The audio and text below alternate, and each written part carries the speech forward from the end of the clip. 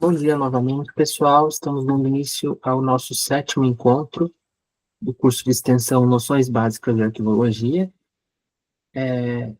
Hoje é o nosso penúltimo encontro e nós vamos falar sobre preservação.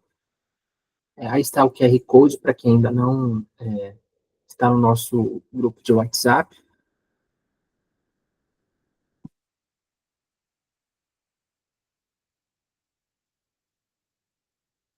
Pessoal, então, para a gente dar início ao nosso encontro sobre preservação, é interessante que nós pensemos nessa aula, nessa temática, como se a preservação fosse um grande guarda-chuva. Então, a preservação seria algo mais amplo, mais abrangente, e as temas, né, as demais denominações, que são a conservação preventiva, a conservação curativa e a restauração, como se elas fossem temas, como se elas fossem práticas, como se elas fossem coisas mais específicas no que tange à preservação, tá?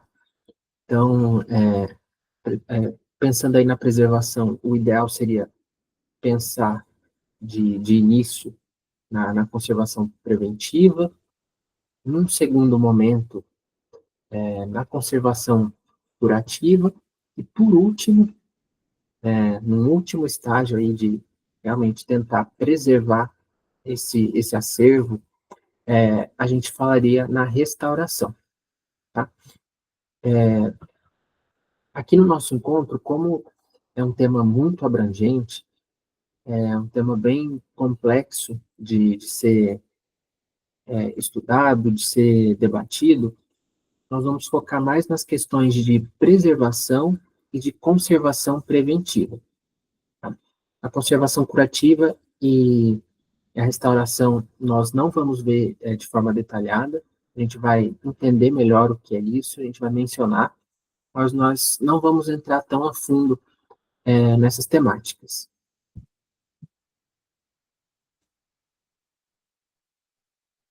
Então, para a gente entender um pouquinho melhor do que seria a preservação, qualquer ação direta ou indireta para minimizar a deterioração e os danos químicos e físicos e para evitar a perda de conteúdo informativo.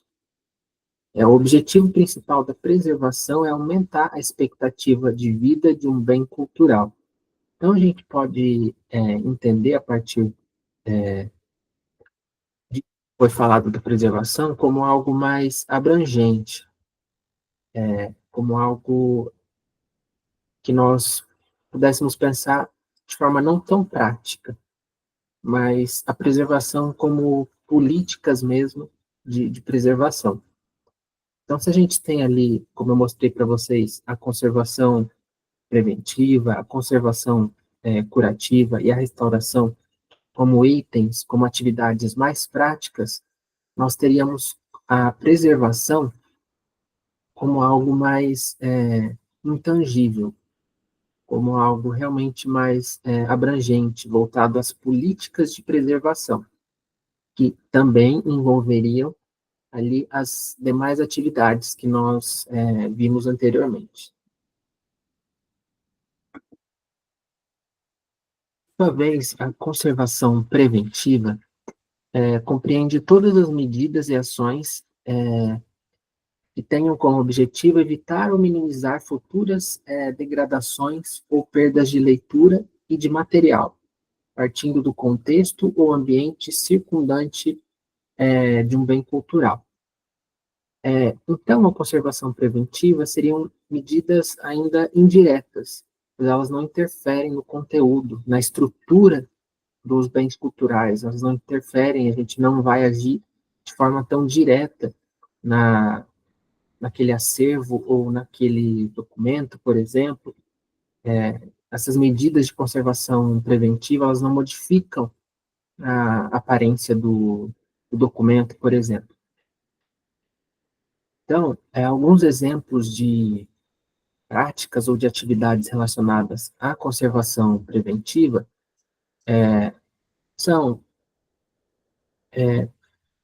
o manuseamento que nós fazemos desse acervo, a embalagem, o acondicionamento daquele material, o transporte. Uma das atividades que ficam bem claro do que seria a conservação preventiva é o controle das condições ambientais, então, controle de temperatura, controle de umidade, planos de emergência, capacitação de funcionários, sensibilização do público também.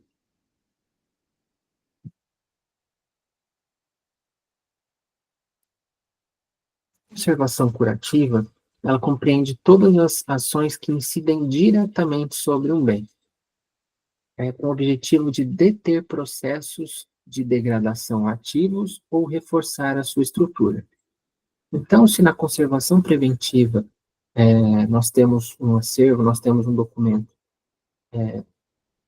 que eventualmente pode até estar já num estágio pouco avançado, digamos assim, de deterioração, vamos supor, lá no CEDIS nós temos um acervo de jornais, então nós percebemos que as folhas são bem sensíveis, que aquele papel é bem ácido, mas nós não temos um papel que está se desfazendo necessariamente.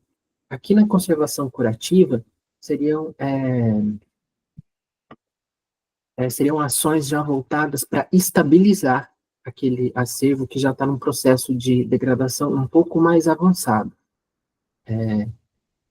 Então, por exemplo, quando a gente tiver obras que estão,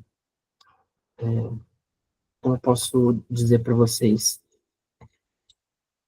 que estejam em um processo de degradação muito avançada, que aquilo comprometa a existência delas, então a gente precisa empregar essas técnicas de conservação curativa. Então, por exemplo, nós temos no nosso acervo obras ali têxteis, né?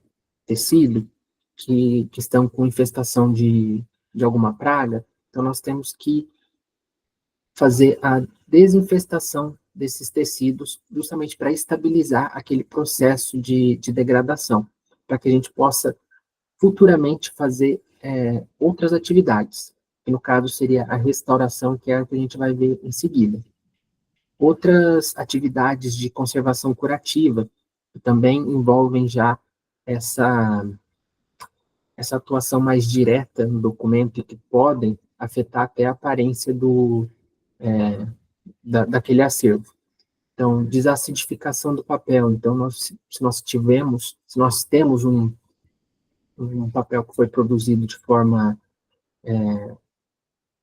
mais recente, que o processo dele seja mais ácido, a gente tem um papel que fica amarelo com mais facilidade, principalmente se a gente não tem controle de temperatura e de umidade desse material.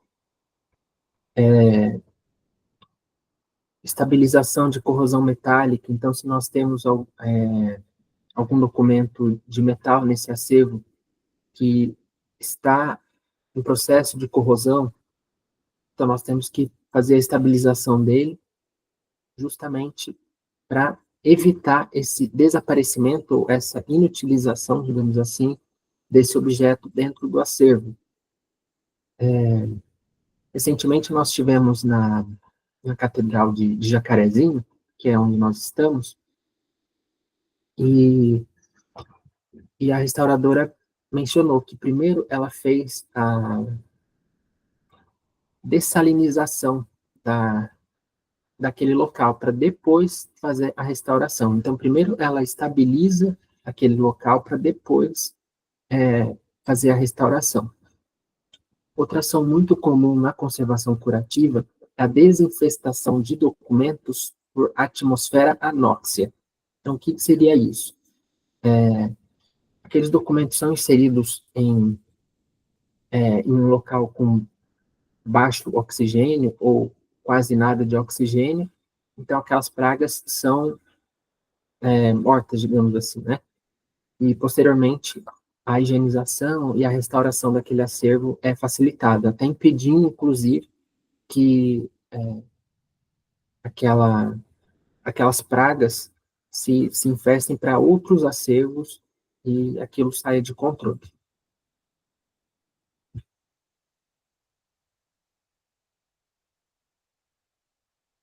Nós temos a restauração.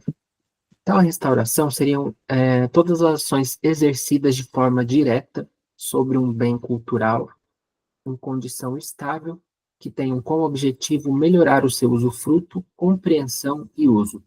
Então, como vocês podem ver, para que a gente possa desenvolver ações de restauração, nós temos que ter aquela obra, aquele acervo, aquele documento minimamente estáveis, para que a gente possa depreender essas ações de restauração. Então, geralmente isso vai melhorar a questão da usabilidade, então, eventualmente, como eu mencionei para vocês, nós temos suportes aí muito frágeis, então nós temos que estabilizar esse material para que os usuários, para que os consulentes possam consultar de forma mais segura. Eventualmente, nós temos também documentos que foram escritos com tinta ferrogálica, então, aquelas letras que estavam nos documentos, elas começam a corroer com o tempo, elas caem.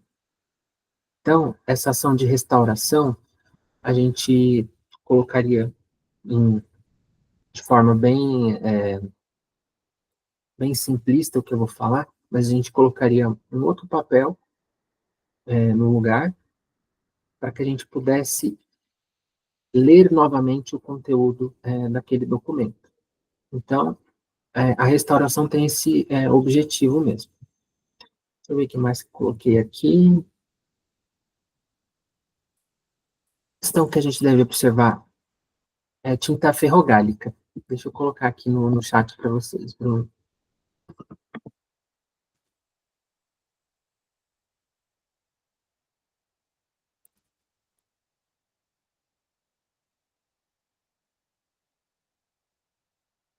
É uma questão interessante, apesar da gente não ver de forma tão aprofundada, a restauração, ela visa essa estabilização do suporte, enfim, mas ela não pode ir contra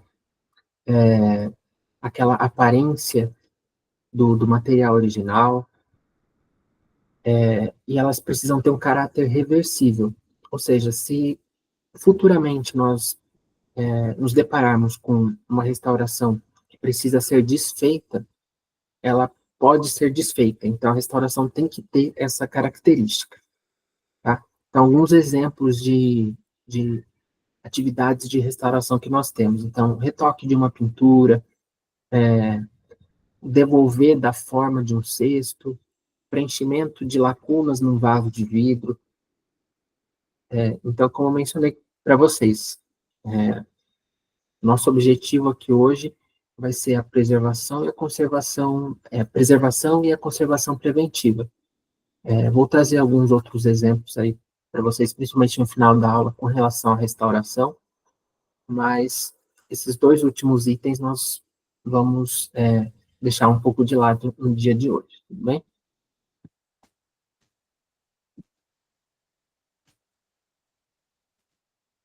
Pessoal, eu tentei trazer para vocês hoje,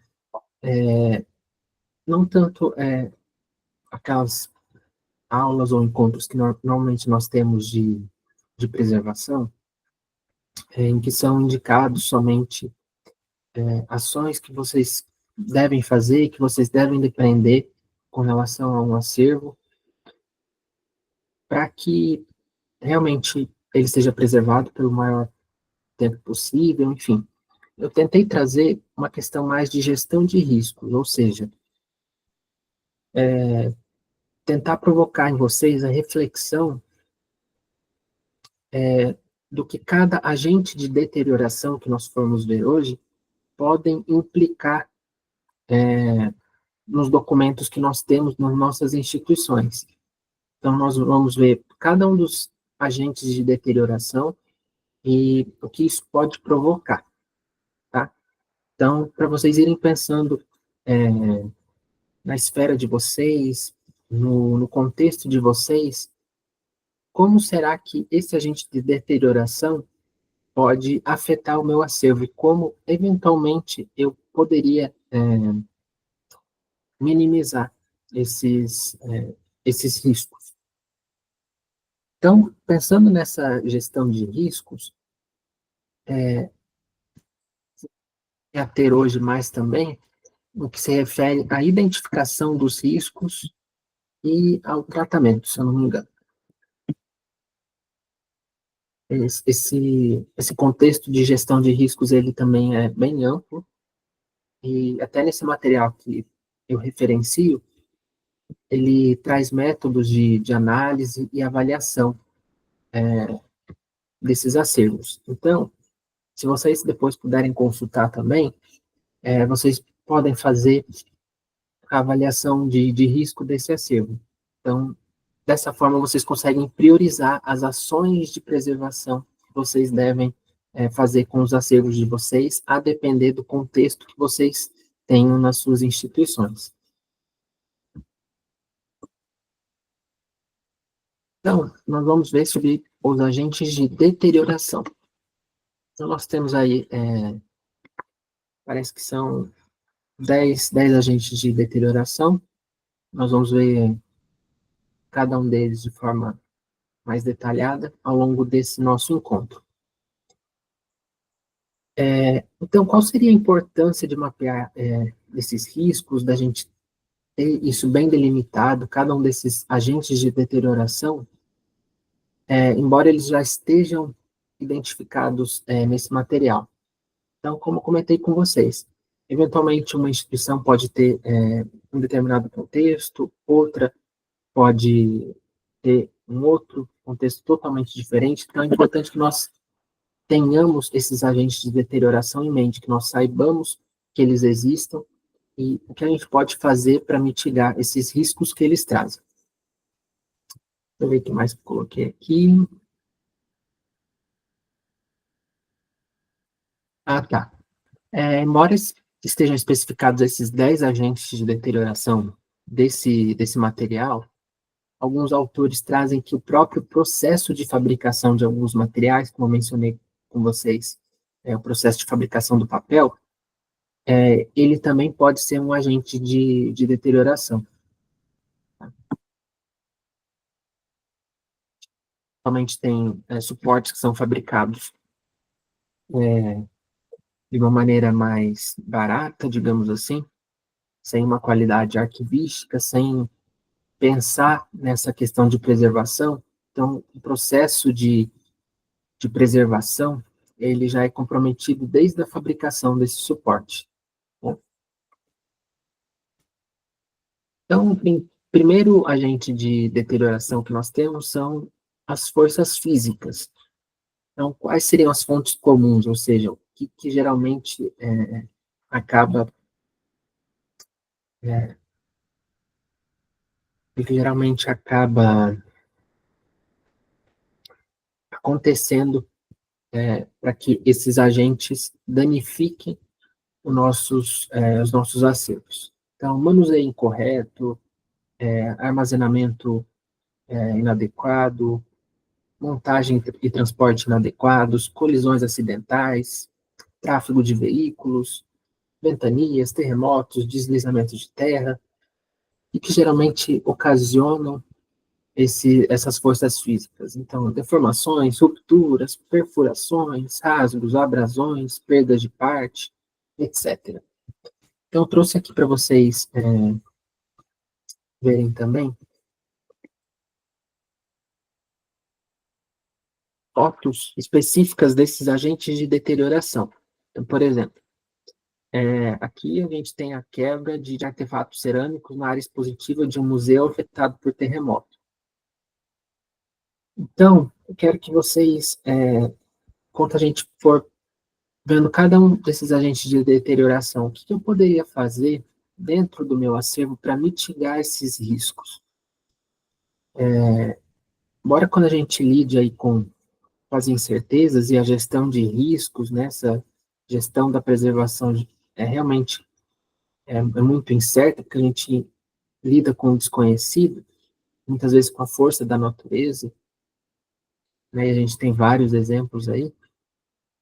Que forma a gente pode, de alguma forma, mitigar esses riscos, ou de que forma que a gente pode minimizar essas deteriorações dentro dos nossos contextos aí.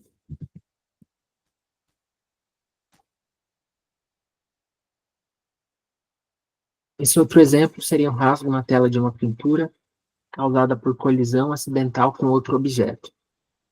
Então, o próprio transporte, eventualmente, de documentos, de obras museológicas, ele pode ser um fator de risco para essa documentação. Então, até isso a gente tem que ter atenção e realmente pensar em como vai ser feito esse processo. Como a gente pode minimizar esses riscos durante esse transporte, por exemplo.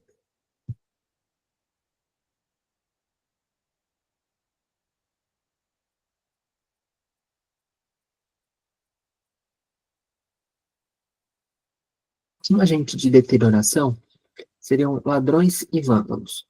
Então, as formas mais comuns de deterioração seriam as motivações financeiras, ideológicas, religiosas ou psicopatológicas. E os efeitos típicos dentro dos próprios acervos seriam o desaparecimento dessas obras, destruição, desfiguração. Então, nós temos aí, de forma mais recente, para exemplificar esse agente de deterioração, ataques, protestos, eventualmente em museus, por exemplo. A gente tem um caso muito emblemático na Biblioteca Nacional, que até virou um documentário posteriormente sobre um ladrão de livros de obras raras, e posteriormente vendia, né, negociava essas obras no mercado paralelo. Então, a gente tem também que se atentar com esses agentes de deterioração.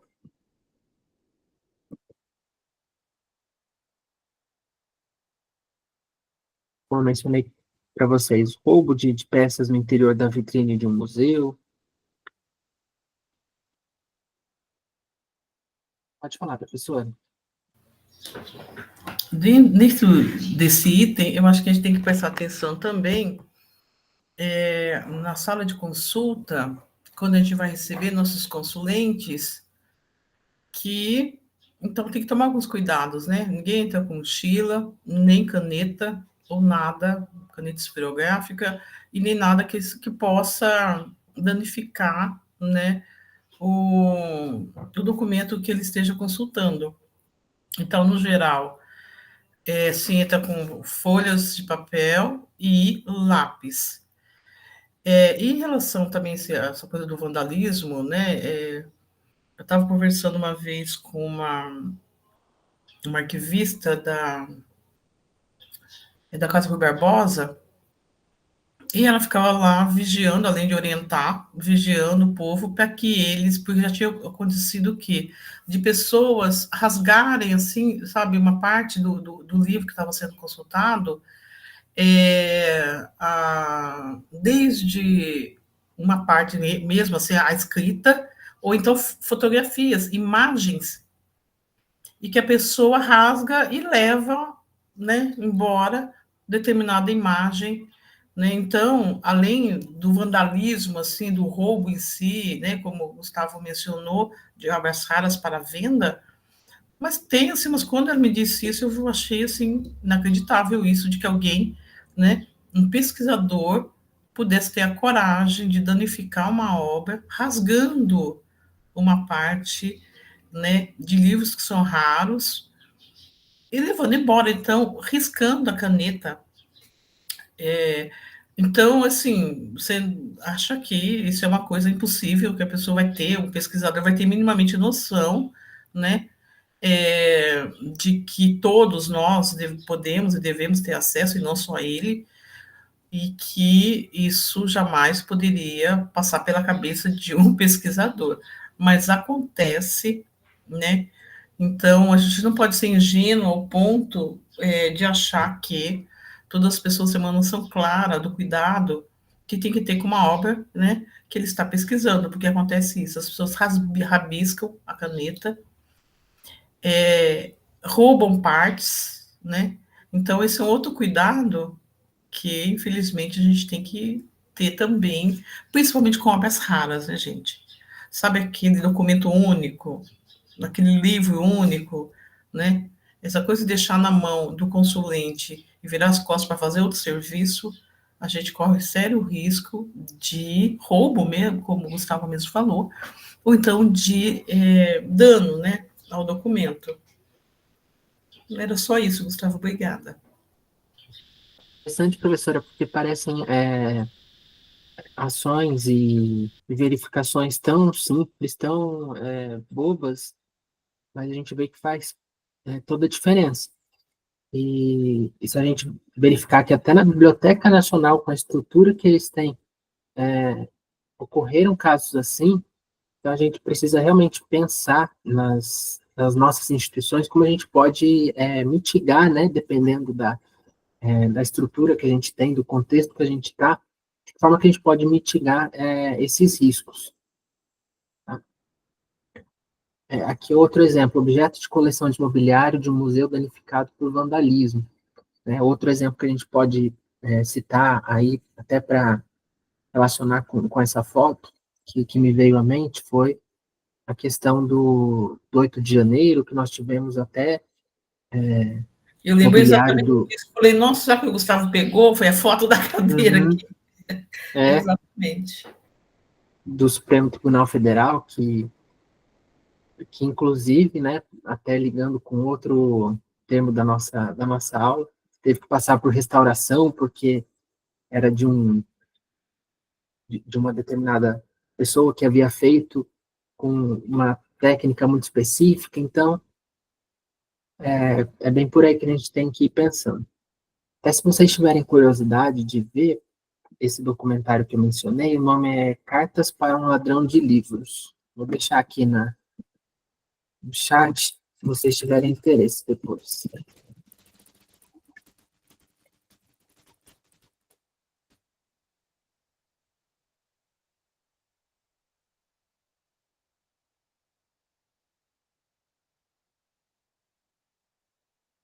O próximo agente de deterioração que nós temos é o fogo. Então, geralmente é ocasionado por relâmpagos, incêndios florestais, vazamentos de gás, falha em instalações, consumo de cigarro, fogos de artifício, incêndio criminoso, enfim. Acho que um dos agentes de deterioração que mais é temido pelas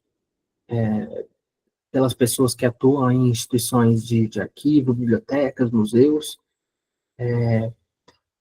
Para dar um exemplo específico, vivenciado por nós ali no Centro de Documentação Histórica, que foi, acho que na época que estava tendo bastante incêndio, incêndio florestal esse ano no nosso país, ali próximo da nossa instituição, eles atearam fogo numa parte ali da vegetação que não era tão próximo a nós.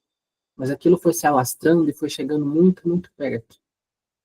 Então, imaginem vocês, algo que a gente acaba nem esperando que vai ser atingido, acaba nos afetando ou quase nos afetando. Né? Os efeitos típicos aí são a combustão total ou parcial daquele acervo, deformações e colapso pela ação do calor, deposição de fuligem, etc.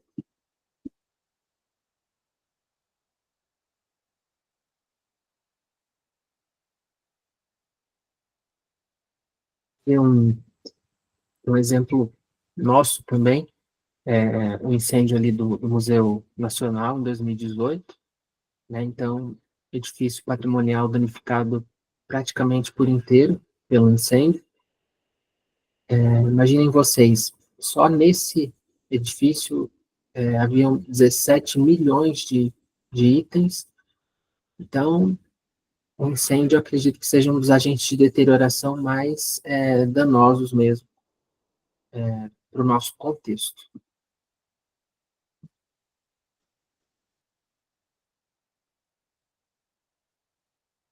Outro incêndio que eu trago foi da Cinemateca Brasileira em 2020, 2021. É até interessante porque foi bem próximo à apresentação do meu TCC, e eu lembro que eu mencionava na época que a instituição corria riscos mesmo de passar por um novo incêndio, enfim, pela negligência ali que havia naquele contexto da época.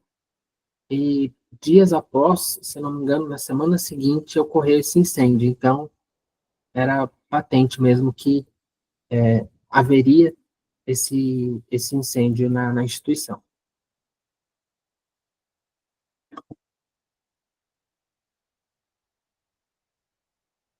O próximo agente de deterioração é a água, ocasionado aí por enchentes, chuvas, tubulações, ações de combate ao incêndio. Então, às vezes, no próprio combate a outro agente de deterioração, a gente tem um outro dano, que é o dano pela água. Então, acaba ocasionando aí manchas, fragilização dos suportes, deformações, enfim. Eu não sei nem se eu trouxe aqui para vocês de exemplo. Ah, eu trouxe. É isso mesmo. Do acervo de museu aí do Rio Grande do Sul afetado pelas enchentes que nós tivemos esse ano. Então, nós tivemos aí várias instituições arquivísticas, museológicas, tiveram seus acervos afetados por conta dessas enchentes. Então, eles tiveram até que fazer um congelamento, literalmente, desse acervo para deter ali as ações de deterioração. Né? Esse congelamento seria ali uma conservação curativa, digamos assim, para que posteriormente, quando eles tivessem a oportunidade, fosse feita a restauração mesmo desses documentos.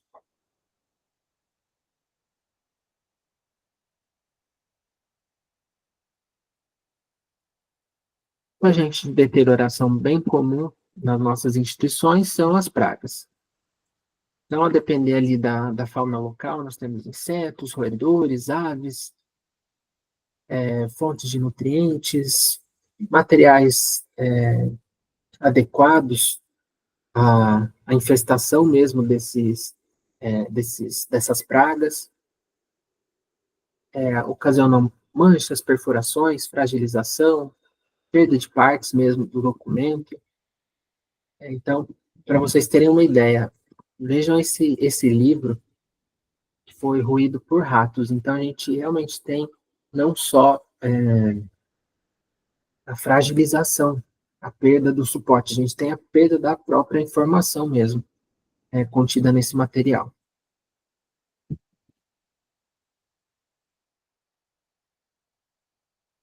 Outro agente de deterioração que nós temos são os poluentes, né, ocasionado aí por indústrias, veículos, obras de reforma, enfim, gases nocivos, produção de materiais incompatíveis devido a intervenções inadequadas.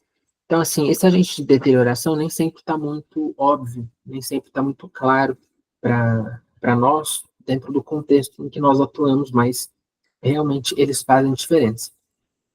Pensem que, eventualmente, um material, uma obra, que, como eu mencionei com vocês já, tenha sido produzida com materiais inadequados, sem aquela qualidade arquivística, caso eles sejam ou venham a ter contato aí com os poluentes, aquele processo de degradação ele acaba sendo acelerado. Então, Eu lembro que em uma instituição arquivística que eu fui visitar, que era bem próximo a uma rodovia,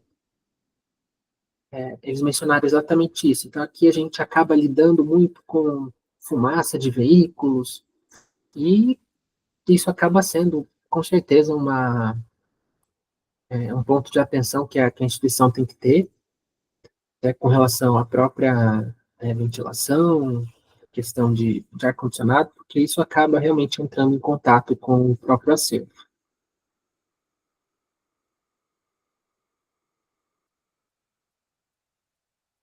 Agente de deterioração é a luz e a radiação ultravioleta, ocasionada pelo sol, pelas lâmpadas elétricas.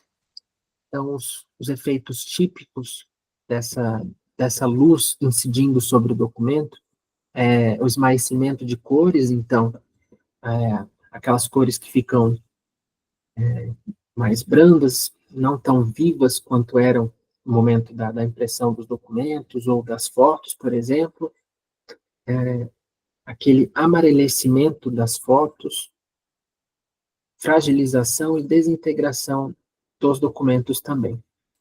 Então, eu trouxe aqui um exemplo, como se fosse um antes e depois de uma foto. Foi submetida aí a essa exposição prolongada à luz e à radiação.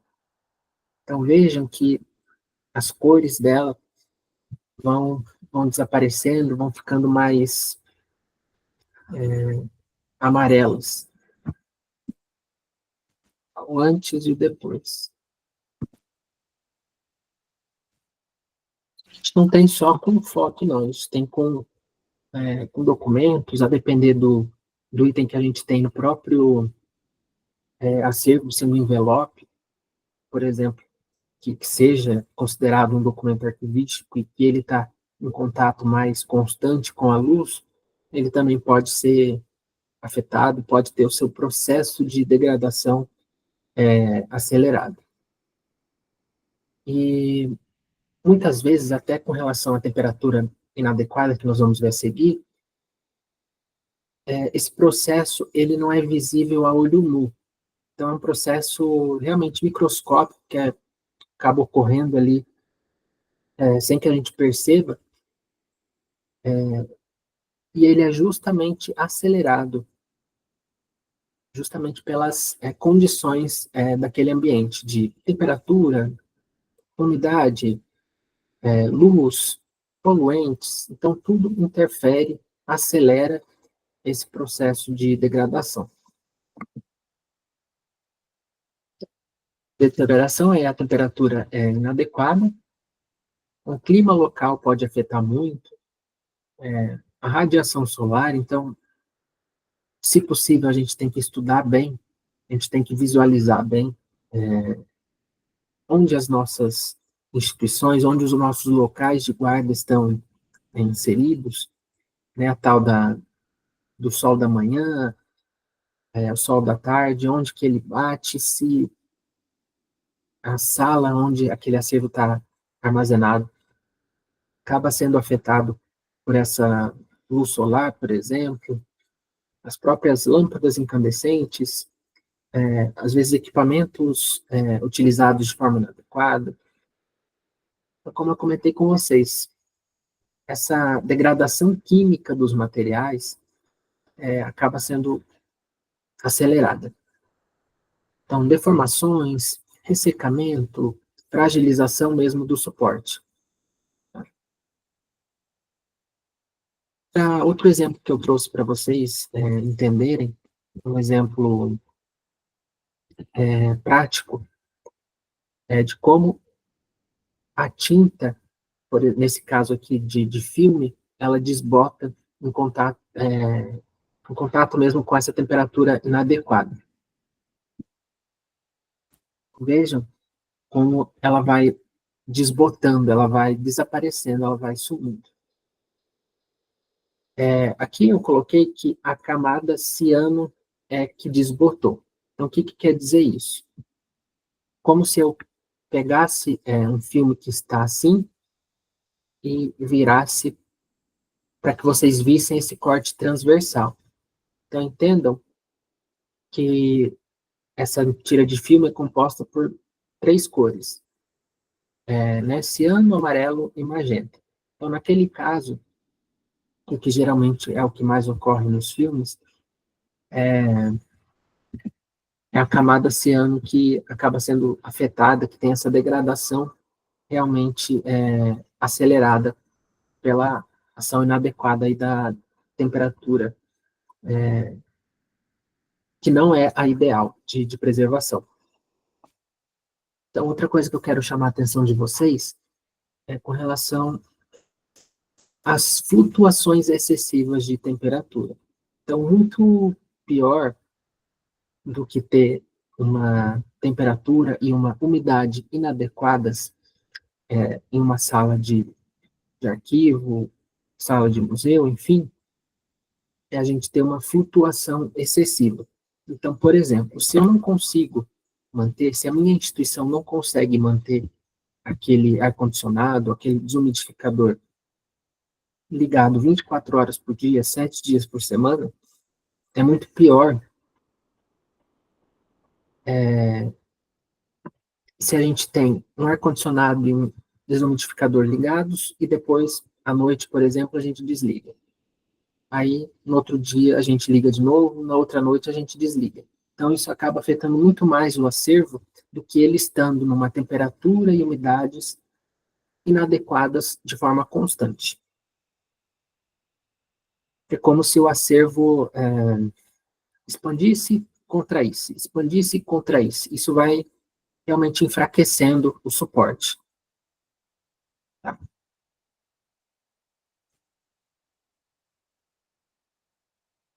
Fez outra...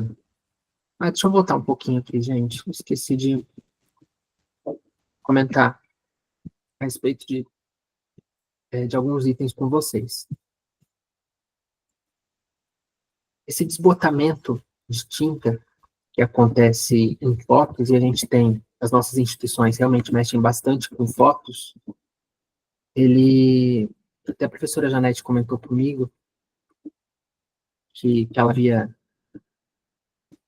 conversado com outra pessoa, e realmente é exatamente isso, o desbotamento de tinta, ele é irreversível, tá? Então, se a gente tem condições de temperatura e umidade adequadas dentro daquele acervo por mais tempo possível, aquele processo de degradação, ele acontece, mas acontece de forma desacelerada. Então, ele demora mais para ter aquela degradação. Tá?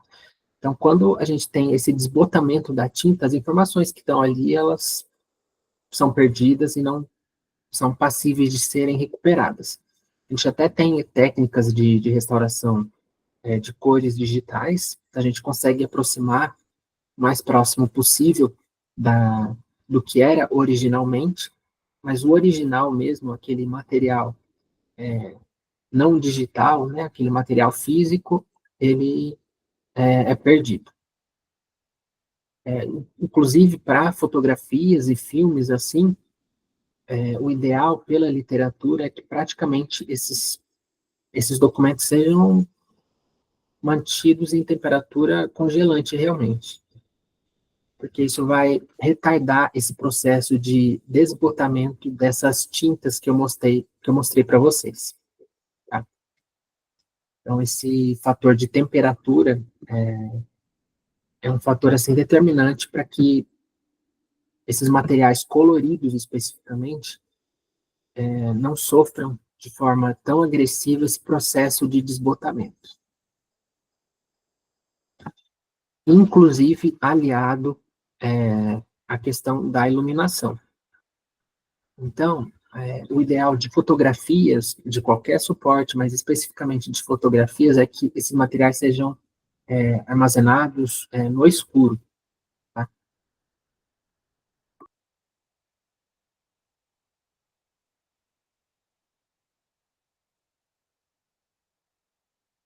Outro agente de deterioração é a umidade inadequada.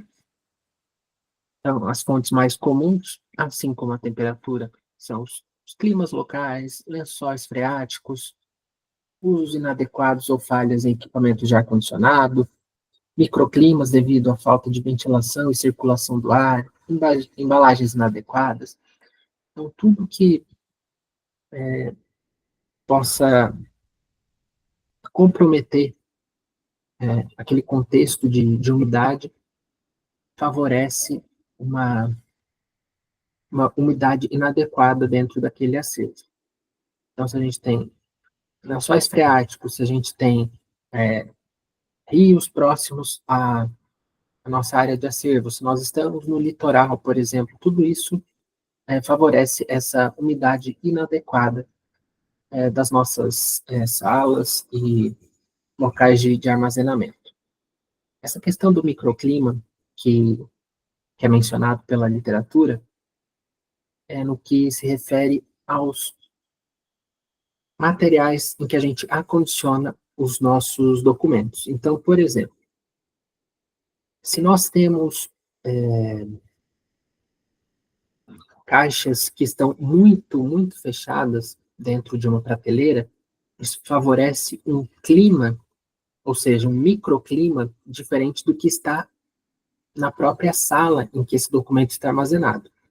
Então, reparem, inclusive, que dependendo da caixa de polionda, por exemplo, que nós temos, ou as próprias caixas de papelão, nós temos pequenos espaços, pequenos buraquinhos, justamente para favorecer essa entrada desse ar, né, ar refrigerado, no caso, dentro daquela caixa, dentro daquele documento. Inclusive, para a própria questão da umidade. Então, se nós temos um desumidificador e essa caixa tem esse espaço para deixar essa entrada e saída de ar, isso já é favorecido. Agora, se nós temos uma caixa ali hermeticamente fechada, essa troca de ar e essa troca de umidade acaba sendo um fator que prejudica a preservação dos itens documentais. Então, um exemplo prático do que seria essa umidade inadequada em obras ali museológicas, por exemplo, em pinturas, seria o craquelamento e perdas na camada de tinta de uma pintura sobre tela devido a flutuações excessivas da umidade relativa. Então, reparem que o rosto dessa pintura ficou totalmente prejudicado pela flutuação excessiva de umidade relativa. Então, como eu comentei com vocês, é muito melhor, se a minha instituição não tem como manter um ar-condicionado e um desumidificador ligados a todo momento, todos os dias, é muito melhor que eu tenha, então, uma temperatura e umidade constantes, ainda que essa umidade e temperatura não sejam as mais adequadas do que eu ter um ar-condicionado ligado, desligado, ligado, desligado. Reparem que a pintura vai craquelando, ela vai esfarelando realmente. É isso só para trazer, assim, exemplo de um item aqui imagético, mas isso acontece também para papel, para foto, os filmes. Então, aqui eu trouxe outro exemplo de negativo de 35 milímetros, ele encolhe e ele enrola conforme a base de acetato se decompôs. Isso aqui exatamente pela umidade inadequada. Nesse caso em específico, o autor trazia que era justamente pela umidade relativa muito baixa. Então, a gente não pode ter nem uma umidade relativa muito alta, nem uma umidade relativa a zero. A gente tem que ter, a depender do material, uma umidade relativa mínima ali, para favorecer essa preservação. E aqui é interessante mencionar para vocês, então, da temperatura e da umidade especificamente, elas são específicas para cada tipo de material que nós estamos lidando.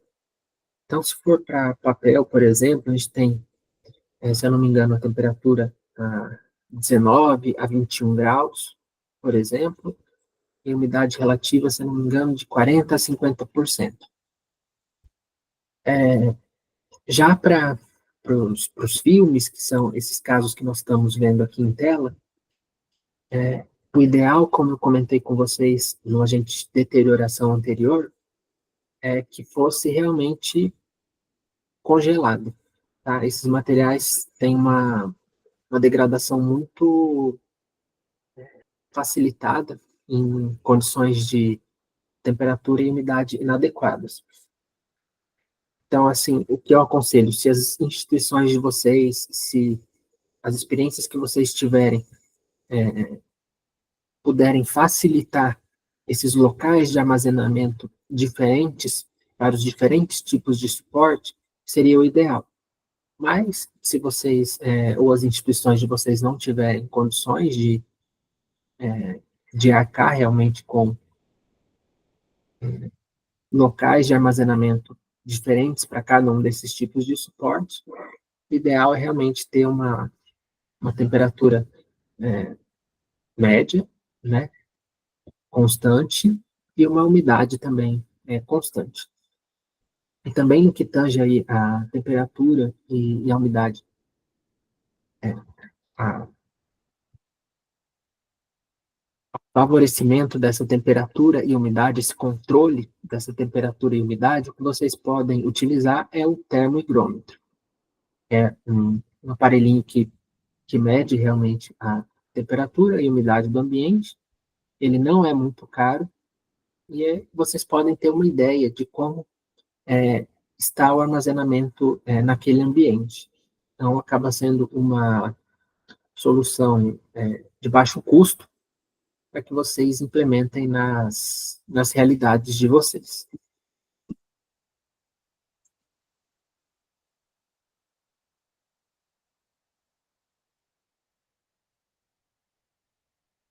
Chegamos ao agente de deterioração, dissociação.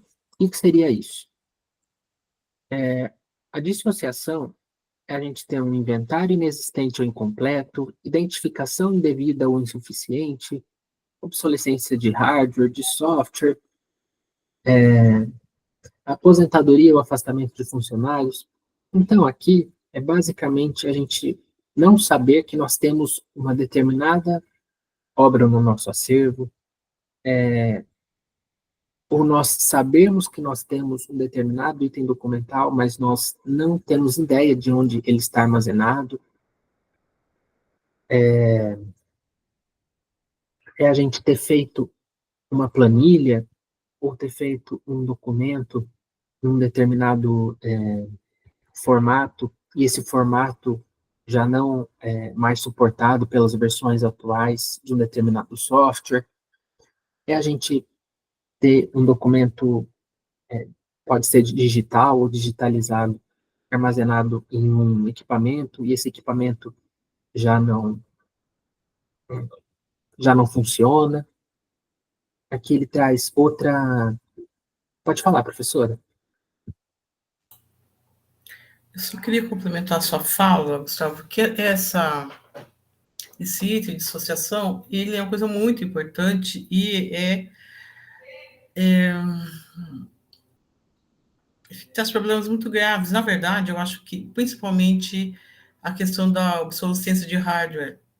Então, a necessidade de constantemente a gente ter que passar de um suporte para outro, para que, sei lá, antes era fita magnética, agora depois CD, agora, entendeu? Isso é um problema muito sério, há uma discussão enorme na área da arquivística, essa questão da preservação, da área de patrimônio, porque ele é algo caro, no geral, né? Não é tão fácil. E eu falo isso para vocês, assim, gente que está em... Temos centro de documentação, arquivos de cidades pequenas, em municípios, né? É um cuidado que a gente tem que ter essa noção clara desde o início, sabe? de qual seria a melhor plataforma, qual seria a melhor forma de armazenamento. Sei lá, eu quero ter um arquivo de história oral, né? Mas como é que eu vou guardar isso? Será que eu vou ter aparelho, né? Porque daqui, sei lá, mais alguns anos, de que forma que a gente vai ouvir? Será que os aparelhos que eu tenho hoje, que me possibilitam ouvir, eles serão disponíveis, né? Daqui a um tempo? Então, porque às vezes a gente corre o risco de ficar com um material ótimo, que pode ser, assim, sabe, um material riquíssimo, mas a gente não tem condições de ouvi-lo, de vê-lo, né? Porque a gente não tem mais a máquina adequada, né? A tecnologia avançou tanto e a gente não conseguiu acompanhar, porque a gente não tem dinheiro, no geral. As instituições arquivísticas, infelizmente, é meio que uma norma, a gente vive sem dinheiro. A falta de dinheiro é uma constante na nossa vida, nas nossas instituições. Então, a gente tem que tomar muito cuidado com isso, porque, assim, às vezes a gente tem projetos, né, mas que nem sempre a gente consegue dar conta, sabe, a longo prazo das coisas, né? Meu sonho seria ter um acervo de história oral, sabe?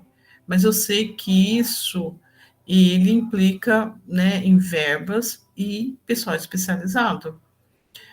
Então, é algo que, né, é um sonho, mas ao mesmo tempo eu sei das dificuldades todas, do investimento, né, financeiro também, que não é pouco.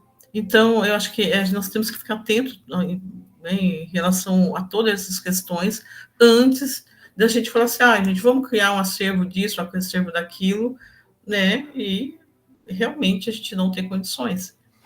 Há pouco tempo eu visitei o Centro de Documentação lá da Unesp de Assis, e como o Gustavo falou, eles têm uma câmera fria só para os filmes, os microfilmes deles, né, que eles têm o Estado de São Paulo, né, acho que a Folha também, décadas e décadas desses jornais todos microfilmados, e eles são guardados numa câmera fria, né.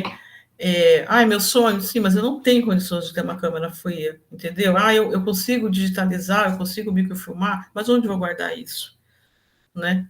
Porque a gente tem uma ânsia, eu só queria chamar atenção nesse sentido, porque a gente tem uma ânsia, sabe, de tudo guardar, de tudo querer, mas nem sempre nós temos condições para isso, né? E aí, são tudo coisas que a gente tem que pensar. Uma outra coisa que parece também, que eu só queria alertar vocês, que parece uma coisa muito inusitada, mas eu já vi em centros de documentação que eu usei muito tempo, e a gente acaba pegando amizade com as pessoas que trabalham lá, tal. E de repente eu precisei de um material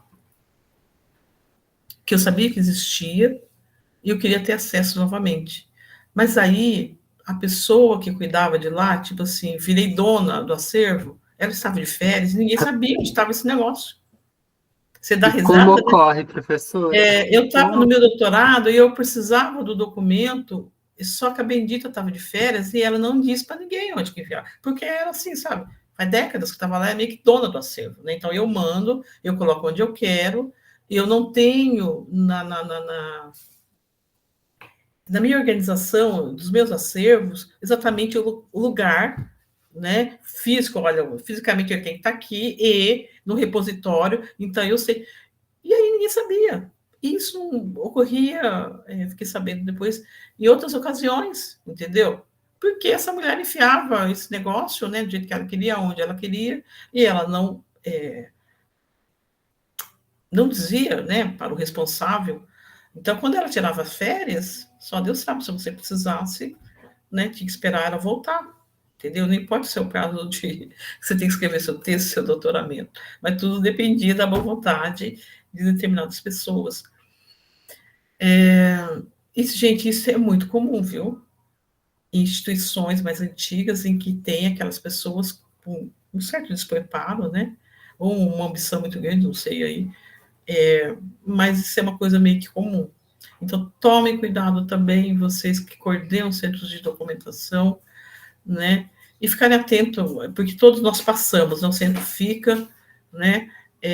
as instituições permanecem, né? E a gente tem que ter esse desapego, sabe? E a clareza de que nós temos que deixar tudo o melhor organizado possível para aqueles que virão, né? Pode ser uma coisa óbvia, antes que eu esteja dizendo, mas eu achei necessário chamar atenção porque a ocorrência desses problemas, infelizmente, ela não é rara, né? Obrigada, Gustavo. Obrigado, professora. E eu quero chamar atenção também porque muitas vezes esse agente de deterioração, dissociação, ele acredito que seja o mais negligenciado de todos. Quando a gente fala de preservação, a gente tende a pensar, assim, os primeiros itens que a gente tende a, a se atentar é a questão de temperatura, de umidade, né, que é o mais óbvio, é o mais falado, mas esse da dissociação, eu acredito que seja um dos mais sérios. Ele realmente, ele desemboca em vários problemas, em várias frentes de problemas que nós vamos tendo ao longo do tempo. Isso que a professora falou é muito comum. E o que mais, assim, chateia quando nós precisamos de uma instituição arquivística, um centro de documentação, de uma biblioteca, de um museu, é que a gente sabe que aquela instituição tem determinado item, você sabe que existe porque você já viu, ou você, como a professora disse, já teve contato em outras ocasiões, através de outras pessoas, e você precisa de novo daquela obra ou daquele documento, e você vai na instituição, esse documento não existe. Ou nós não sabemos onde ele está. Então, gente, parece algo, assim, bobo, mas faz toda a diferença. Até outra questão que eu quero provocar vocês é o seguinte, para aqui até pegando o gancho nisso que a professora falou, de suportes obsoletos. É um exercício que eu quero até que vocês façam nas instituições de vocês, ou mesmo no contexto em que vocês estão inseridos, é verificar realmente se vocês possuem, porque muitas vezes isso não está descrito nos nossos instrumentos de pesquisa, ou muitas vezes nós nem nos damos conta, porque nós geralmente focamos no que está mais à vista ali,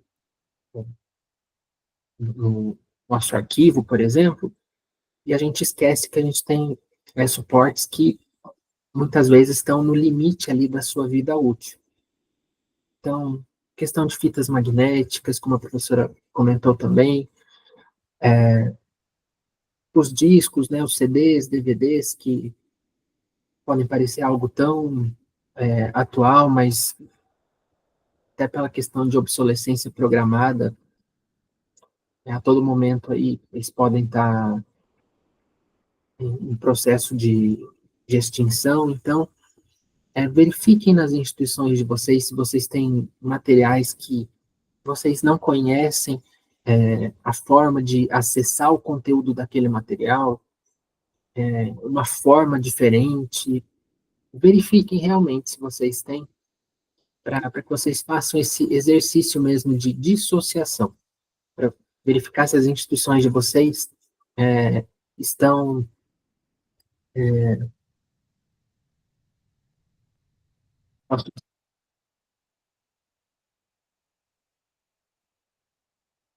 elas estão suscetíveis a ter esse processo de dissociação.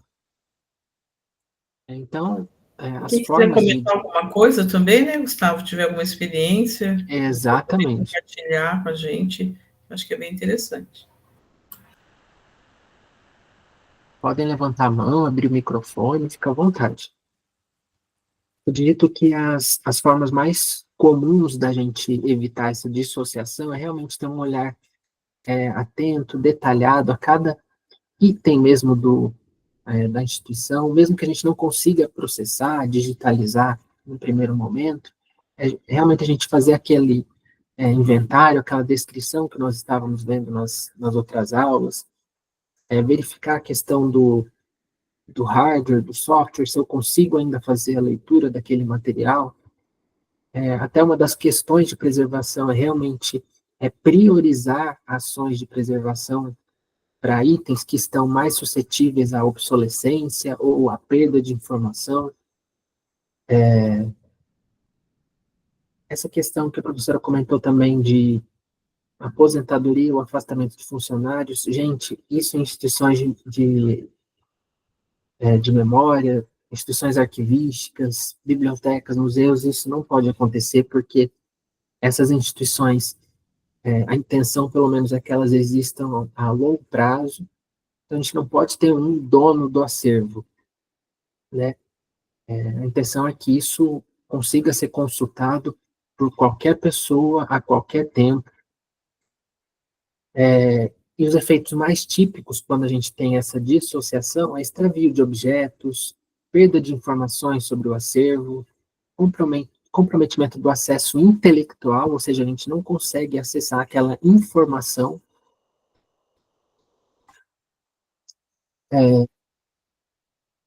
Então, trouxe aqui alguns exemplos para vocês. Então, por exemplo, se nós temos um local de armazenamento que está realmente todo amontoado, que a gente não consegue encontrar, a gente não consegue diferenciar um item de outro, então acaba ocasionando aí o extravio permanente ou temporário de objetos do acervo. E, por exemplo, uma base de dados ou um documento textual que não pode ser acessado justamente por conta dessa falta de preservação digital. Então, a gente vai ver na próxima aula de forma um pouco mais detalhada sobre isso, mas a preservação digital é bem complexa, não envolve só fazer um backup ou colocar no Drive, é realmente um contexto de preservação digital que a instituição tem que ter, é um olhar constante de monitoramento, objeto digital por objeto digital. Então,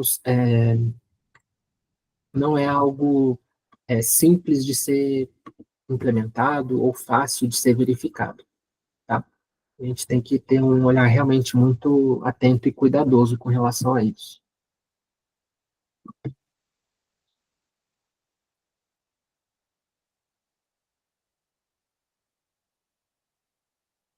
E para vocês também, a respeito das camadas de envoltório. O que seria isso? Seria nós pensarmos, dentro dos contextos em que nós estamos, cada uma dessas camadas de envoltório. Ou seja, cada uma das camadas que vão se ramificando até a gente chegar no documento ou na informação que nós precisamos. Então, por exemplo, nós temos ali, se não me engano, 6 camadas de envoltório, isso mesmo. Região, sítio, edifício, sala, mobiliário, embalagem ou suporte. Então, percebam que ela vai do mais abrangente para o mais específico. Esse é outro exercício que eu quero que vocês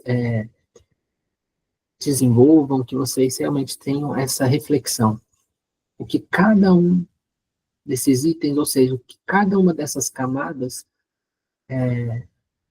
ou em cada uma dessas camadas, quais riscos ou quais agentes de deterioração eu tenho de forma mais acentuada. Então, por exemplo, pensando ali na região, se eu estou numa região litorânea, eu já sei que, eventualmente, os agentes de deterioração mais acentuados que eu teria seriam temperatura e umidade. Se eu estou num edifício suscetível ali ou melhor dizendo, num sítio suscetível a enchentes, então o agente de deterioração mais acentuado que eu teria seria a água. O edifício, se eu estou num edifício mais antigo, aqueles agentes de deterioração físicos seriam os mais frequentes. Então, é pensar em cada um desses agentes de deterioração que nós vimos, voltados para cada uma dessas camadas. Porque fica fácil da gente ver, quando a gente faz essa divisão por camadas, quais são os agentes que oferecem mais risco aos nossos acervos. Porque se a gente pensar só nos 10 agentes de deterioração, a gente não consegue visualizar bem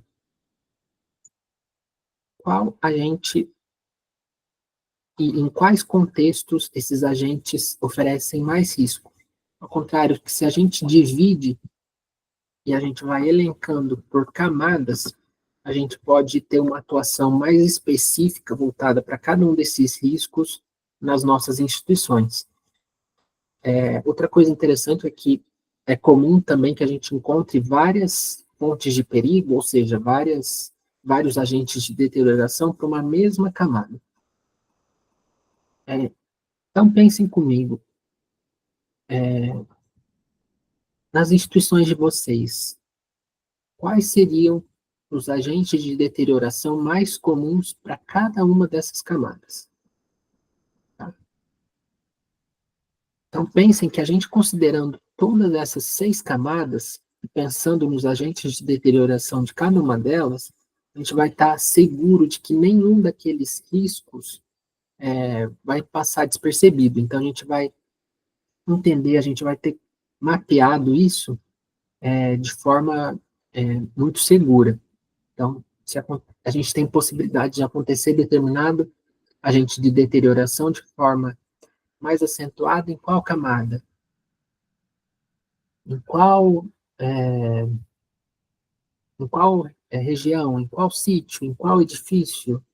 Enfim.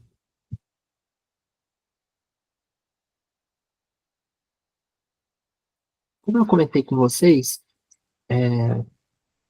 a gestão de riscos, ela realmente é bem detalhada, ela é bem extensa. Então, eu vou passar aqui da identificação que nós vimos, os agentes de deterioração e as camadas de envoltório, vou passar direto para o tratamento, tá? A análise e a avaliação, se vocês tiverem possibilidade depois, eu recomendo que vocês vejam no material que vocês podem fazer uma classificação, digamos assim, dos itens que são mais urgentes, ou seja, com mais possibilidades de acontecer no acervo e de afetar aquele acervo, e dos menos frequentes e menos perigosos para aqueles materiais. Tá? Assim vocês conseguem priorizar as ações de preservação nas instituições de vocês. Então, eu vou passar para os estágios de controle.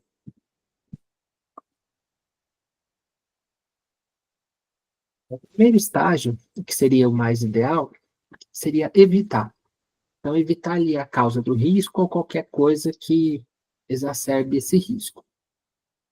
Então, é a ação mais lógica e eficaz.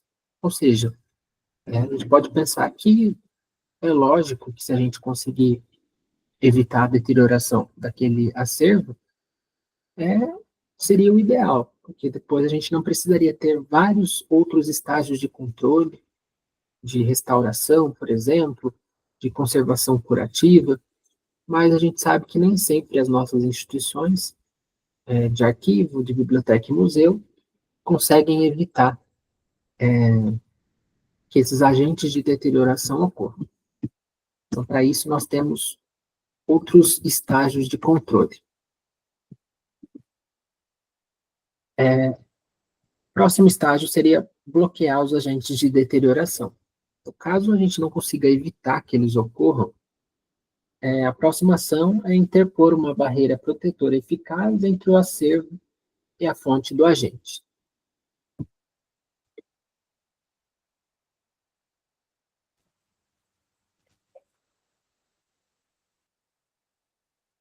O próximo estágio de controle seria a detecção. A gente vai detectar os agentes de deterioração e seus efeitos no acervo. É importante monitorar os diferentes agentes para podermos reagir rapidamente. Então, vamos pensar, por exemplo, na questão de temperatura e umidade. Se a gente está numa região que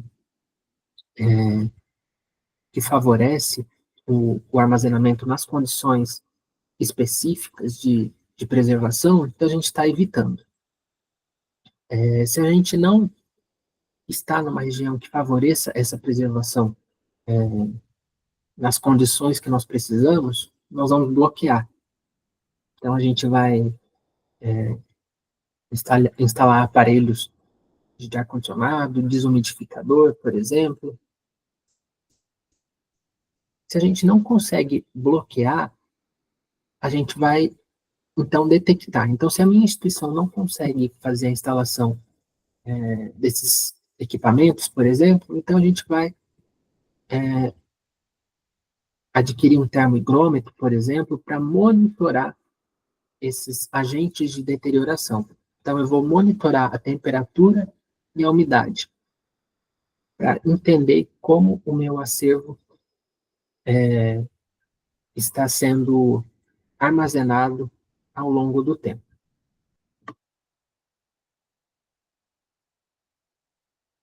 O próximo estágio seria responder à presença e à ação danosa dos agentes. Então, esse estágio inclui todo o planejamento e preparação para permitir uma resposta rápida e eficiente sempre que necessário. Então, responder já seria uma etapa adiante. Então, se eu não conseguir nem detectar a temperatura, não conseguir nem monitorar a temperatura e umidade desses documentos, então eu vou responder. De que forma? Por exemplo, com a restauração curativa. Desculpa, com a conservação curativa. Que seria, como eu mencionei com vocês, a estabilização daquele suporte. Então, se eu tenho um documento muito frágil, ou como eu comentei com vocês, documentos que foram manuscritos com tinta ferrogálica, e que aquela tinta saiu, e aquela tinta caiu, né, porque ela corrói, então eu vou estabilizar o meu suporte, eu vou usar outro papel para deixar aquele documento mais firme para que ele possa ser consultado. No último caso, se eu não conseguir fazer essa conservação curativa, ou seja, se realmente nada deu certo até agora, eu vou tentar recuperar os danos e as perdas sofridas pelo acervo. E aí a recuperação é a restauração, mas como eu comentei com vocês, a restauração só deve ser feita com a estabilização daquele suporte. E outra coisa que é interessante mencionar é que as atividades de conservação curativa e as atividades de restauração, elas são bem específicas. Elas requerem realmente um conhecimento muito avançado dessas técnicas de preservação, e no final da aula nós vamos ver o porquê. São atividades muito especializadas. Então, se vocês tiverem algum documento que esteja muito danificado, ou algum documento que realmente precise dessa restauração, é recomendável que vocês procurem uma instituição de renome ou um profissional de renome, porque são atividades que demandam muito conhecimento para serem executadas. E é um processo também muito caro. Também. Então, assim, tudo antes de chegar na restauração, a melhor coisa é cumprir todas as etapas que o Gustavo já explicou, para que a gente não tenha que submeter o documento ao restauro. E como o restauro, como o Gustavo disse, ele precisa de conhecimento técnico específico, ele é um trabalho muito demorado, porque ele é muito minucioso e muito caro. Então, uma coisa que tem que avaliar também é se vale a pena. Vale a pena no sentido de que, de todo o gasto, de todo o empenho, né, para poder recuperar obras que às vezes elas não são tão significativas, né? Então, essa questão da restauração, acho que ela exige, não é assim, estragou esse livro, acho que eu vou mandar restaurar, sabe? A gente não pode pensar de forma tão simplória assim, em função dessa alta especialização que exige, né, para fazer o restauro de uma obra ou de um documento, e também ele é muito caro, né? Então, a melhor coisa é fazer todas as etapas que o Gustavo explicou, né? E nós temos que nos preocupar com isso ao longo da existência do arquivo, sabe? Todos os dias, ficando atento, né, a todos os agentes que possam danificar o acervo para que a gente não tenha que restaurar. Restauro, sim, gente, é a última opção. E assim mesmo, acho que a gente tem que pensar muito se vale a pena, né? Aí, em função de várias questões que estão aí, o Gustavo depois explica melhor. Pegando o gancho nisso que a professora falou, uma coisa que a gente tem em mente é assim, se eu não gastei até agora, ou seja, tudo que eu não gastei até agora tentando evitar, bloquear, detectar e responder, parece que vai desembocar mesmo na recuperação. Então, por exemplo, aquele custo que seria diluído, por exemplo, para funcionamento de aparelhos de ar-condicionado, desumidificadores, por exemplo, eu vou, eu vou ter ou teria que desembolsar de forma única, ou seja, de forma concentrada, de uma vez só, na recuperação daquele acervo. Então, o restauro, ele vai ser muito caro. Então, pensem o restauro como uma última opção realmente, tá? Aqui, outro exercício que eu quero fazer com vocês, pensando ali nos estágios de controle, pensando nos agentes de deterioração, nas camadas de envoltório que nós vimos, vejam que quando a gente fala dos agentes de deterioração, fica difícil a gente pensar qual será que é o agente mais danoso para o meu contexto, para o meu acervo.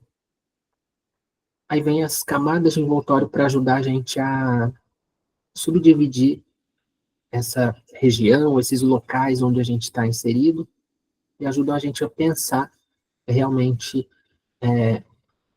cada um dos agentes para cada uma dessas camadas.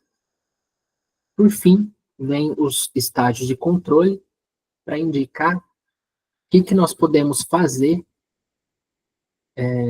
como ações em relação a esses agentes de deterioração. Então, pensem que a gente pode combinar para tentar entender, para tentar avaliar, para tentar priorizar as ações de preservação de diversas formas, com base nisso que a gente já viu hoje. Então, a gente pode combinar os agentes de deterioração, que nós vimos no começo da aula, com as camadas de envoltório. A gente pode combinar as camadas de envoltório, que seriam as regiões, os sítios, as salas, os mobiliários, com os estágios de controle, ou seja, o que a gente pode fazer em cada uma dessas camadas para tentar otimizar as ações de preservação que nós temos. E a gente pode combinar também os próprios agentes de deterioração e os estágios de controle, que é o que a gente vai fazer a seguir.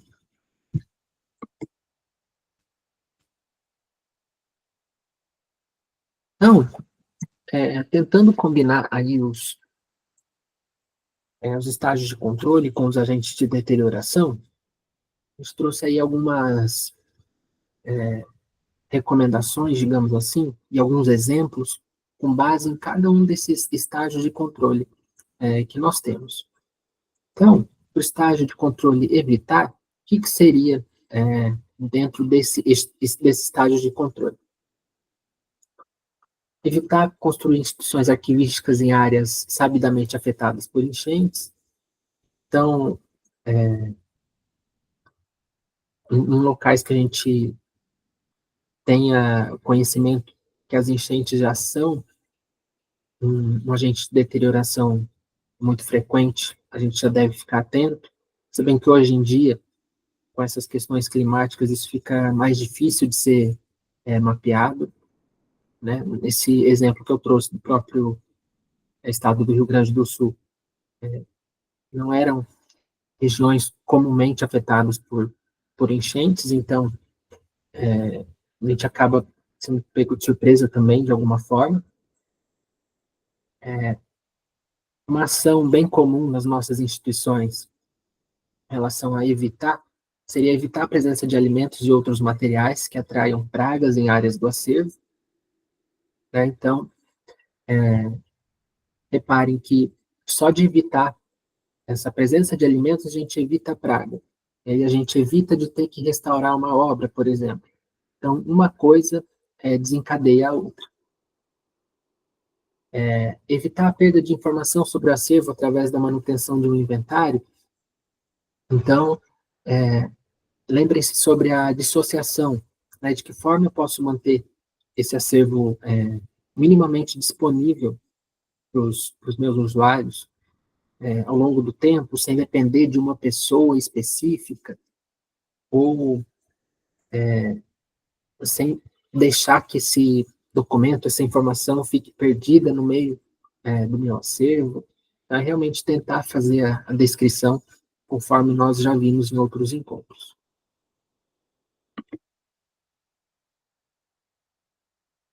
Estágio de controle bloquear, os exemplos que nós temos são os seguintes. Então, instalar fechaduras reforçadas, barras metálicas e outros dispositivos de segurança. Então, eventualmente, em algumas instituições, a gente tem até para os locais de armazenamento do acervo, a gente tem controle de acesso, com senha, com cartão. Se nós não temos essa estrutura nas nossas instituições, a gente pode implementar ações mais simples, como fechaduras reforçadas, até nas políticas mesmo de acervo, indicar quais pessoas estão autorizadas a entrar naquele local de armazenamento, tudo isso para impedir realmente que pessoas estranhas tenham acesso à área ali de armazenamento.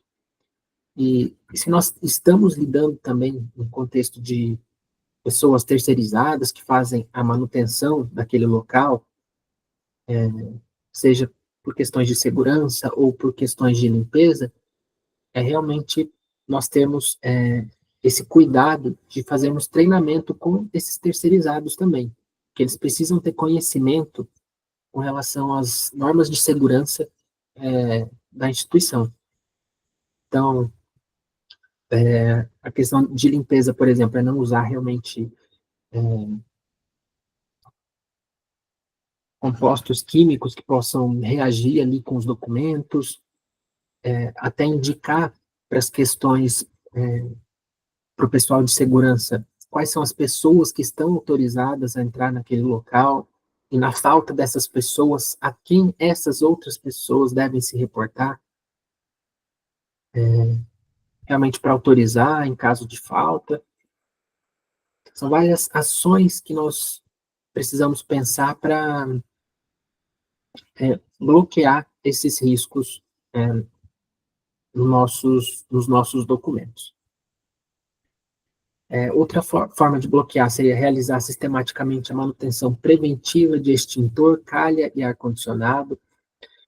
Então, ter um calendário mesmo de manutenção preventiva, desses equipamentos e dessa estrutura, até para a gente se resguardar, porque muitas vezes a gente sabe que um incêndio ou um acidente começa na falta de manutenção desses equipamentos.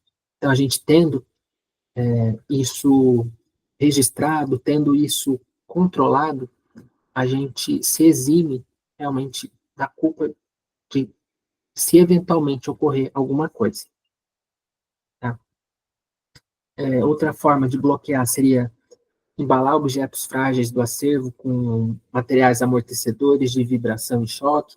Então, vocês viram que a gente tem obras rasgadas ali, obras quebradas. Então, é tentar implementar essas barreiras simples conforme as nossas possibilidades, para que esses documentos e para que esse acervo não seja afetado.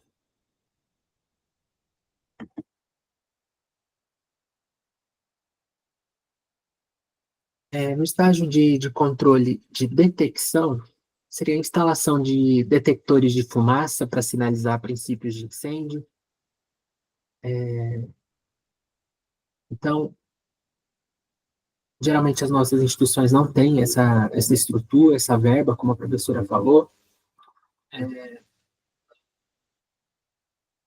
Outra, outra ação de detecção seria alarme para detecção de níveis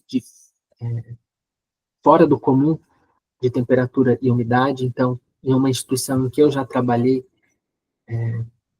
essa detecção de temperatura e umidade estava ligada à internet. Então, assim que havia uma temperatura ou uma umidade fora do comum, era disparado um sinal via celular e a gente recebia para ver se estava acontecendo alguma coisa ou de que forma a gente poderia reagir àquela situação. Outra forma de detecção, como a gente já mencionou também, é o sistema de controle de acesso ali daquele local para sinalizar uma entrada não autorizada. Monitorar com auxílio de termoigrômetro os níveis de temperatura e umidade. O termoigrômetro é uma solução mais barata, ela pode ser implementada, acredito que pela maioria das instituições. Tá? A gente encontra aí esses equipamentos na internet por um preço bem baixo.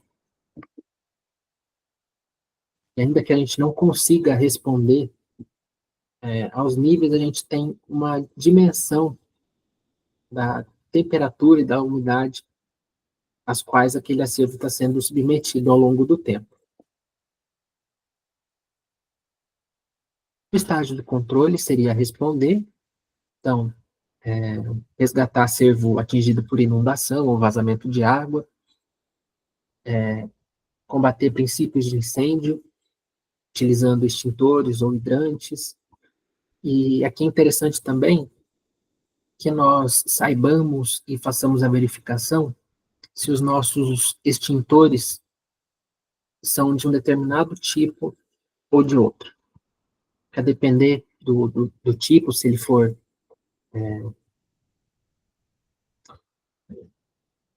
um tipo X ou Y, vamos supor, ele pode danificar mais o nosso acervo. Então, é realmente ter essa atenção, verificar os prazos de validade desses extintores, é realmente ter um olhar atento à estrutura que nós nos encontramos.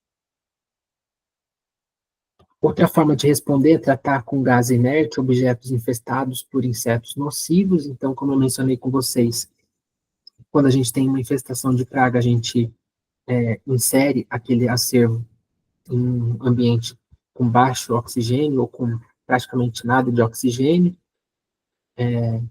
Aquelas pragas morrem e a gente consegue fazer a higienização e o tratamento daquele material.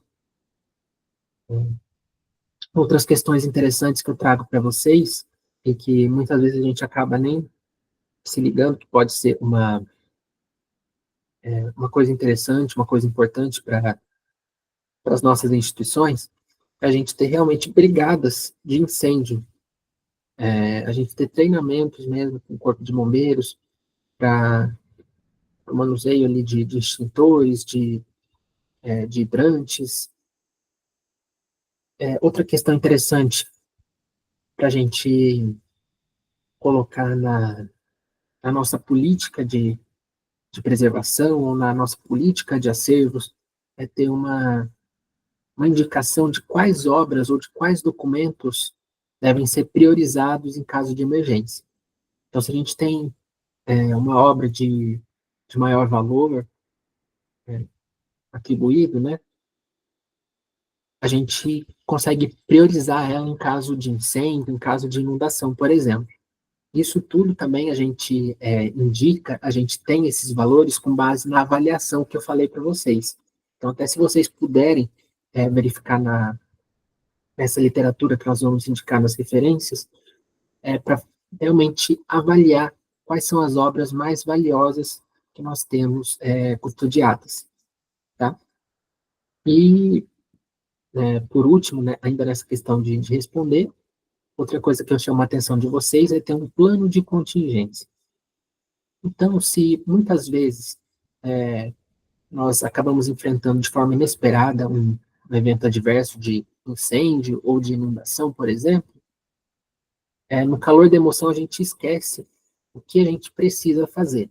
A gente tendo isso estruturado no plano de contingência, a gente sabe que passos e que itens nós temos que seguir, né? Ou seja, quais atividades a gente não pode esquecer de executar no meio daquele turbilhão de informações, naquele turbilhão de emoções mesmo que a gente está enfrentando naquele momento. E até linkando também com a questão da dissociação, né, que nós temos, o funcionário aposentou, ou o funcionário está de férias, ou o funcionário já foi embora. Como a equipe deve agir quando aquele funcionário não está presente. Então, a gente tendo um plano de contingência bem estruturado, bem delimitado, qualquer pessoa que estiver na instituição naquele momento e que tenha sido treinada, e daí a importância da gente ter treinamentos com as pessoas que trabalham no museu, com funcionários terceirizados, vai saber responder aquelas emergências ou aqueles incidentes, tá? Até mesmo questão do plano de contingência, a gente tem para quem eu devo ligar, a quem eu devo me reportar, quem eu devo informar que determinado incidente está ocorrendo. Então, isso tudo tem que estar estruturado num plano de contingência. E, por fim, o estágio de controle de recuperação. Então, seria restaurar a fachada de edificação histórica, desfigurada por vândalos, restauração de objetos quebrados ou danificados por colisões acidentais, e recuperar dados pertencentes ou referentes ao acervo de um disco rígido. Então, veja, a recuperação ela é muito mais trabalhosa, ela é muito mais custosa. Então, se a gente puder implementar, se a gente puder realmente agir nos demais estágios de controle, para não ter que chegar nessa recuperação, é melhor. Tá? E conforme eu estava mencionando para vocês, e a professora Janete também comentou, entendam que esse estágio de recuperação é altamente especializado. Então, ele não pode ser feito por qualquer pessoa, ele não pode ser feito por qualquer instituição. Aqui não basta ter só boa vontade, a gente tem que ter realmente conhecimento do que a gente está fazendo, porque esse processo de restauração, ele tem um estudo, ele tem uma verificação histórica mesmo daquela obra, uma verificação muitas vezes geográfica, enfim, são vários itens que são verificados, que são estudados antes de se fazer uma restauração propriamente dita. Porque nós temos que tomar muito cuidado E é isso que eu quero chamar a atenção de vocês. Em não fazer a restauração se nós não tivermos conhecimento para isso. Trouxe aqui um exemplo bem prático de uma restauração que foi feita sem o devido cuidado, sem o devido conhecimento, em um caso muito específico. Então, eu trouxe aqui um trecho de uma notícia que Egito processará 8 por reparo caseiro na máscara de Tutankhamon. Então, em agosto de 2014, funcionários teriam retirado a máscara da redoma onde ela fica para consertar a iluminação. Um objeto de 3.000 anos quase caiu. Essa barba, né, que é essa estrutura abaixo do queixo, teria se descolado quando o funcionário tentou segurar o objeto para não deixá-lo cair. Em seguida, a barba foi colada grosseiramente com massa de epóxi, que é como se fosse uma super cola. Então, reparem que ficou uma restauração, que a gente nem pode chamar de restauração, péssima. Né? Ficou bem grosseira, realmente, e foi feita por pessoas não especializadas. Então, reparem que a depender dos objetos, né, principalmente quando a gente está falando de objetos de valor, objetos que são mais visados, isso está sob escrutínio mesmo da sociedade. Então, geralmente nas nossas instituições não vamos ter uma máscara de Tutankhamon, mas a gente tem uma responsabilidade para com aqueles objetos, para com aqueles documentos.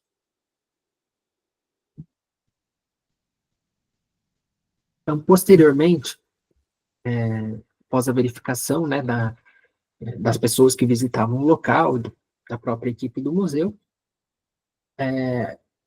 eles verificaram que realmente foi feita uma restauração indevida, e aí foi feito um estudo de como aquele objeto deveria ser realmente recuperado e restaurado. Então, a barba de Tutankhamon retorna com cera de abelha. Então, técnicas antigas foram implementadas para o processo de restauração. Como adesivo, a equipe utilizou cera de abelha por ser um material comum no Antigo Egito, e além disso é a matéria orgânica que oferece menor risco de danificar o metal da máscara. Então, reparem, tem todo um estudo que deve ser feito, não é feito de qualquer jeito, não é feito de forma grosseira, de forma rápida. Como eu mencionei no início da aula para vocês, é um processo que deve ser feito que possa possibilitar a reversão, né? Ou seja, eu posso, se eu verificar anos depois, décadas depois, que eu preciso desfazer aquela restauração, eu posso conseguir fazer sem afetar a obra. Então, é um processo realmente muito delicado.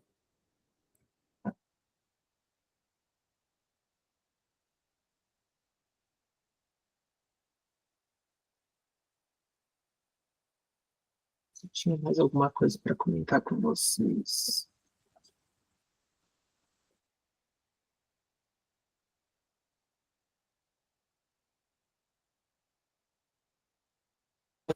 É isso mesmo. Quais estão as nossas referências? Depois, se vocês precisarem acessar esse material para fazer a avaliação, conforme eu comentei com vocês.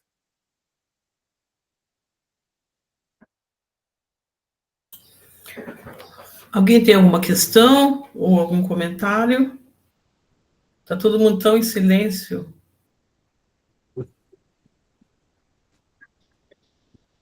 Né, Gustavo?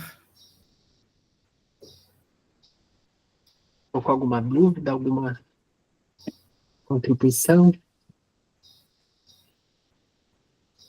Que bom, Manuel. Bem, eu vou deixar então o QR Code para vocês com relação à nossa avaliação de hoje. Eu vou colar o link aqui. E também o link do YouTube junto, porque sempre tem alguém perguntando, né? Beleza, eu só vou esperar, porque ele demora um pouco para processar no Drive. Então, assim que ele chega o link para mim, eu já faço upload para o YouTube e encaminho para vocês no WhatsApp, tudo bem? Manda os dois, tanto o do para avaliação quanto do YouTube, quando Aí também, sair. se alguém ficar com alguma avaliação pendente, pode encaminhar um e-mail para que a gente possa abrir novamente o formulário, tudo bem? Bom, gente, acho que ninguém tem dúvidas, né, Gustavo? Então é isso. E na próxima segunda-feira, nossa última aula, e a gente gostaria muito que todos pudessem comparecer, porque para que a gente possa também fazer uma avaliação, né, do curso, que para a gente que pensou o curso, isso é uma coisa muito importante, né? No sentido da gente perceber nossas falhas, aquilo que vocês esperavam, que de repente faltou, para que a gente possa melhorar numa outra oportunidade. Então, a gente agradeceria muito que todos pudessem comparecer, né, e contribuir, que vocês pensem aí ao longo da semana, né, nas falhas. Os elogios também são bem-vindos, mas também, né, a gente gostaria de saber, né, a percepção de vocês em relação ao curso, em relação ao que faltou, o que poderia acrescentar, né, e isso também segundo as necessidades de vocês, né, para que a gente possa melhorar mesmo, né, nas próximas edições, tá? Mas é isso, gente. Então, teremos um outro feriado na quarta-feira, né? Um bom feriado a todos, que vocês possam descansar um pouco, que final de ano está todo mundo já bem baqueadinho, né? Então, pode falar, Regina. Está sendo de muita valia, porque vem reforçar Eu não estou conseguindo te ouvir. O teu áudio está muito ruim, viu? Está baixo. Tá melhorou. Melhorou? Melhorou. Então tá.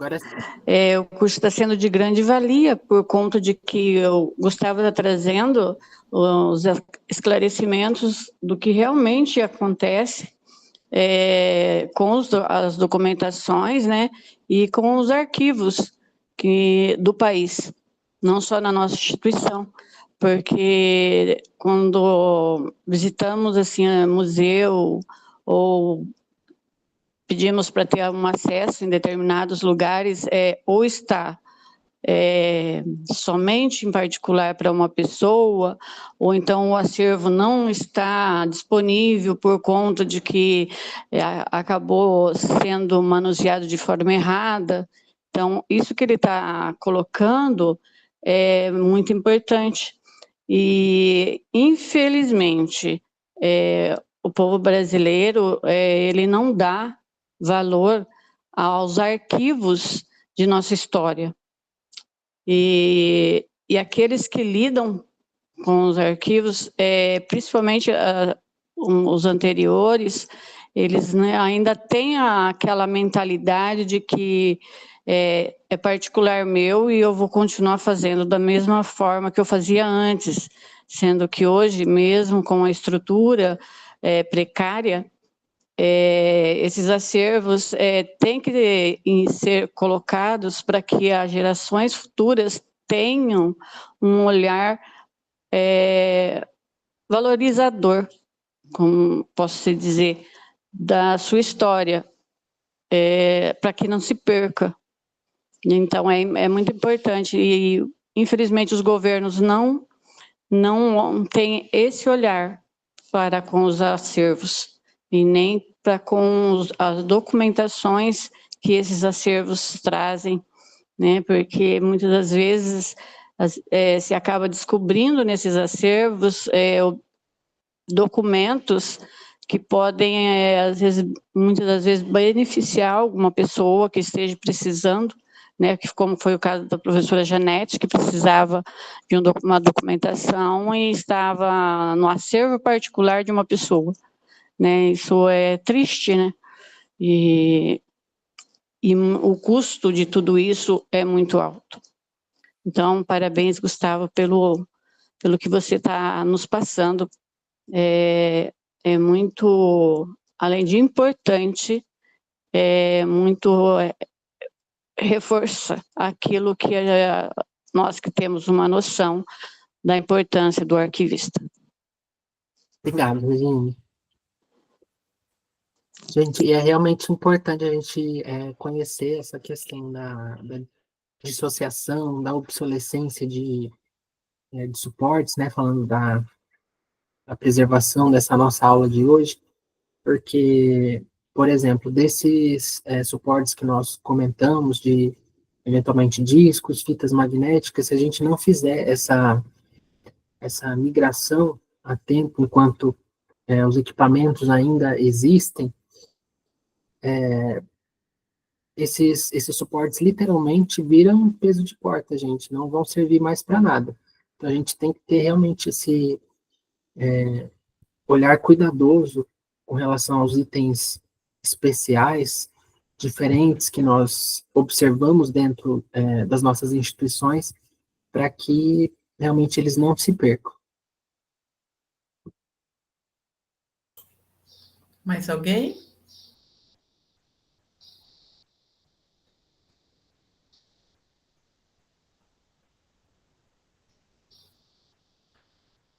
Bom, gente, diante do silêncio, eu acho que é isso, né? Obrigado a todos e todas. Obrigada, Gustavo.